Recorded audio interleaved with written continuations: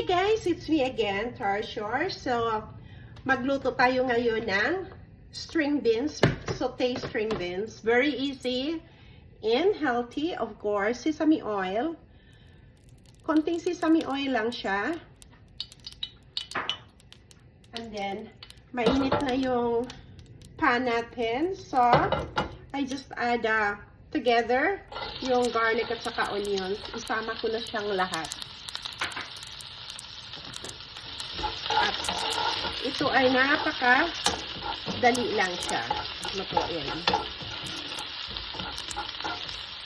At saka, ito ay pinakuluan ko na siya, binlance ko na ng 3 minutes para luto na talaga siya malambot.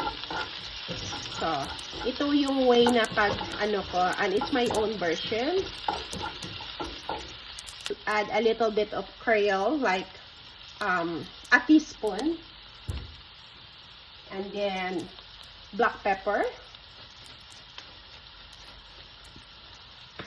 Konting black pepper lang siya. Ayan, halo ko na dyan.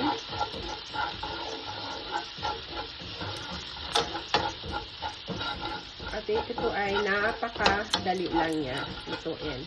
So, kailangan lang natin siyang i-brown pa yung sibuyas at saka bawang bago natin lagyan ng soy sauce, yung Knorr seasoning. So, kung wala kayong Knorr seasoning, kahit anong toyo pwede. So, i-add ko na yung beans.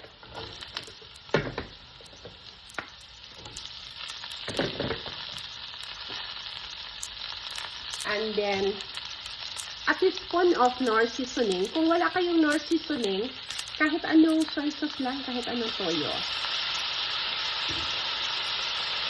Ako ay kaipisan ko lang to. At saka yung asawa ko ay kumakain dito.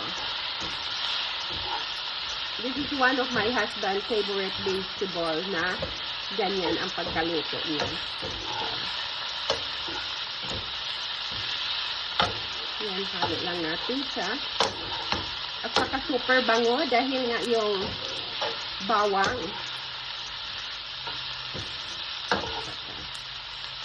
Tikman nga natin. Ito na isa.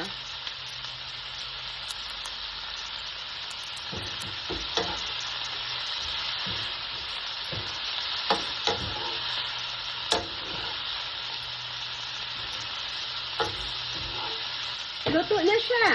Super easy, diba? Thank you so much for watching. See you in our next video. Bye for now.